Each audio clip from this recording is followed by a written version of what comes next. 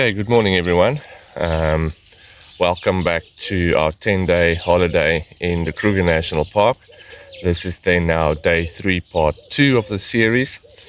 So yeah, the early morning drive to Williefantskamp didn't take place. The kids wanted to stay up until 12 o'clock for New Year's Eve, basically to go into the new year. So yeah, if you haven't realized it in this video, this section now, it is officially the 1st of January 2024. So yeah, done with 2023, looking ahead and very excited for what the year may bring in 2024.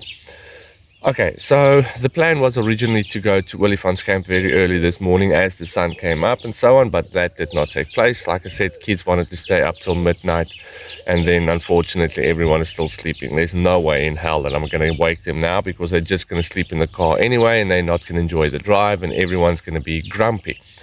So yeah, I'm awake now, had a shower, going to have some coffee now and so on before we get the day going. Okay, but the plan is still to go to Williefantskamp today, drive through all the way to there, and then drive around there a little bit, and then make our way back here to Satara. Yeah, so hopefully today is a little bit better than yesterday. Not that yesterday was bad. We did see a lot of game, which is always awesome. It's awesome seeing all the animals and so on, but we really do want to see everyone's here actually hunting for the predators and so on. But our main thing is, it's been years and years and years since we last saw a leopard close by, a few meters, or from the car, from the side of the road, or walking across the road or alongside the road. It's been years. The last few we saw, all of them were far off. I mean, so far off you can barely take a photo, and you can maybe see an ear, tail, or something sticking out. So yeah, hoping for something like that in the rest of our time here. But yeah, let's see how the day goes. So this is then day 3, and then also part 2 in this series. Let's go.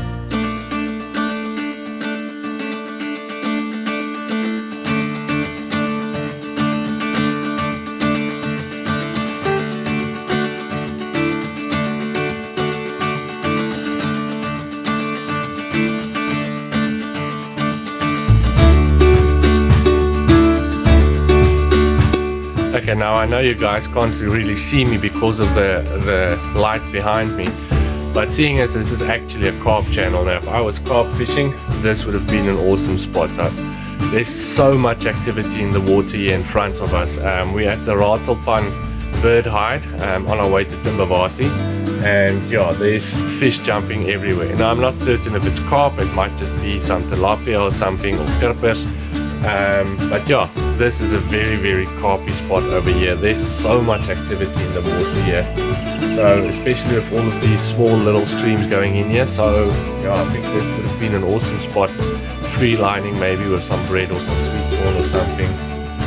Yeah, carpy spot. Okay, let's carry on.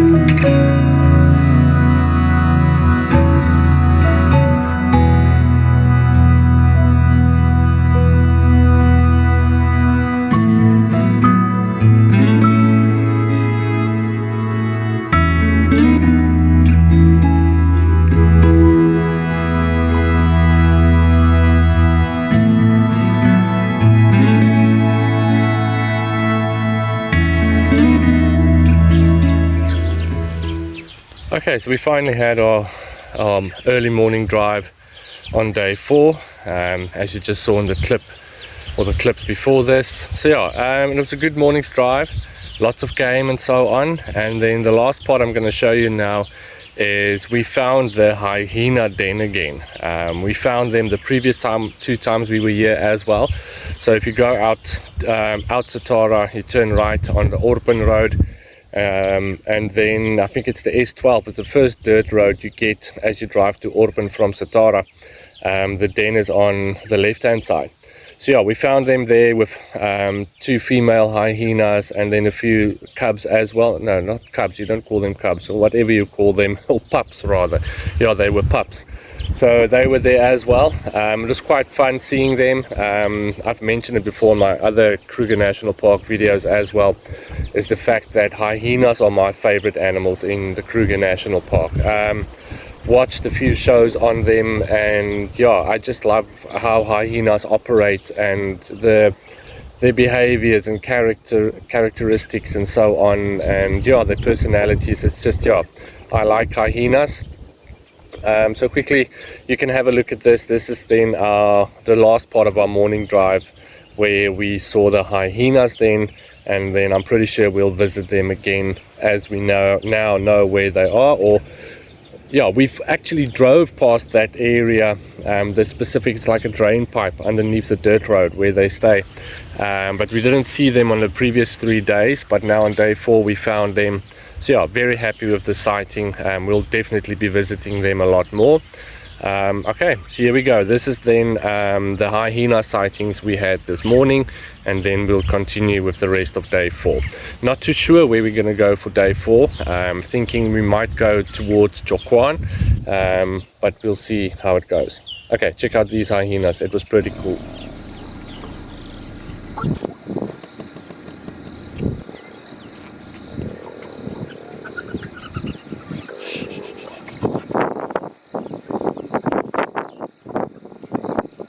Maak vir Emma wakker, maak vir Emma wakker.